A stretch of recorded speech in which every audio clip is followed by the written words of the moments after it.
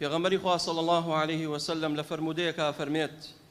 سيكون في آخر أمتي رجال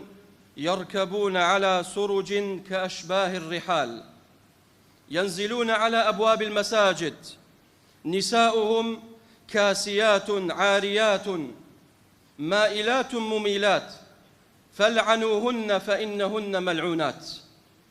حديثك صحيحة للسلسلة الصحيحة إمامي الباني فرمي حديثك صحيحة أفرمي إيشك لعلامات صغراي هاتني روجي قيامة أويا سردم يدي بسر أمتكم كومل بياوانك يركبون على سرج كأشباه الرحال. أما دلالة لسر أوي كروجك دي لنا أمتي محمد عليه الصلاة والسلام سيارة ديت سيارة أم جورة سياراني كوايا سلا بن دستي خومانو إيمالي أخرين كأشباه الرحال. شيخ الباني تعليق دا لسرم حديثا فرميه ما بس بي سياري أم سردمية كاتيك أو سياري واهية خواردون خواردنوي تايا جي حسانو خوتني تايا أوي كأشباه الرحال. باشا أمان أم بياوانا أفرمي بيغمري خواه صلى الله عليه وسلم ينزلون على أبواب المساجد أمان بيباورنين مسلمانا دين لناو مزقوتكانش قلبالغا كان لروجي جمعية سيارة بردم مزقوتكان رينية هر درب تشيت قراجكها موي برا ينزلون على أبواب المساجد نساؤهم كاسيات عاريات بلام خێزانەکانیان کچەکانیان بەرەڵا کردووە ئامادەن لە جومعە و جەماعەت دانشن بەڵام نیساؤهم کاسیات عاریات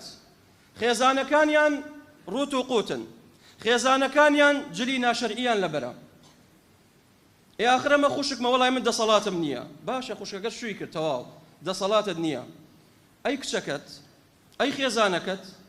ئەگەر دەسەڵاتی خێزانەکەت نەبێت ئەگەر دەسەڵاتی کچەکەت نەبێت ئەوە وەڵڵاهی پەرژین بێ لە ڕوو ئێوە تۆ غیرەتت نییە ئەی کوا قەوامیەتی تۆ الرجال قوامون على النساء ئەی کوا دەماری پیاوەتی چۆن قبوڵەکەی خێزانەکەت کچەکەت ماڵ و منداڵت بەبەر چاوی خۆت ڕوت و قوتیەکەن و بەرەڵاییەکەن تۆش بێدەنگی لەسەری ئەی ناترسی بەرەو هەڕەشەی پێغەمبەری خوا بکەوی صلی الله عليه وسلم سێ جۆر تاخم هەن لە ڕۆژی قیامەت سێ جۆر کەسن خوای تعالى نسيريان أكاد نرحميان بيكاد ولهم عذاب أليم يشيك لو أنا ديوث أو كسيه كوا ديوثة كوا شتينا شرعي لك سكار مال من دالي خويا بينيت بلام أنبيا دنقلي رازية لسري والله هيدا صلاة منية كواتا تو بياونيت كواتا تو دماري بياوتي لجان تانية أقل لجان تابع خوي تعالى توي وصف كردو لقرآن رجال باسي بياوكا بياو الرجال قوامون على النساء بولا خوي قورنا ترسيت ما يلا قبولناك طلاق يدم اگر آفرتك بقصي ميردكين كات جلو برجينا شرعية كات كتشي بر الله كات برو بدروشتي بات او والله طلاق داني بو تو باشترا قيامتي خود رزقارك خود خوشتر بيو لخيزانكت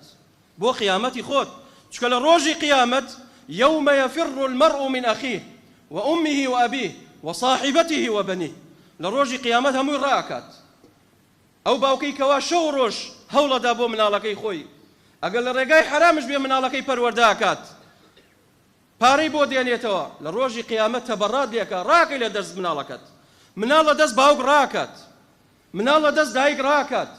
خزموا عشيرات نايخوا لروجا يوم يفر المرء من أخيه كواتا دنيا وريابة بهشتي وكو بيغمري خواه صلى الله عليه وسلم بأفرتشي فرمو بهشتي تو جهنمي تو بياوكتا اگر بياوكت بانطولت بيلا بيكات شتي ناشرعي بيا بكات او برو جهنم دبات اگر بياوكت بالا بوشت كاو حجابت بيلا بركات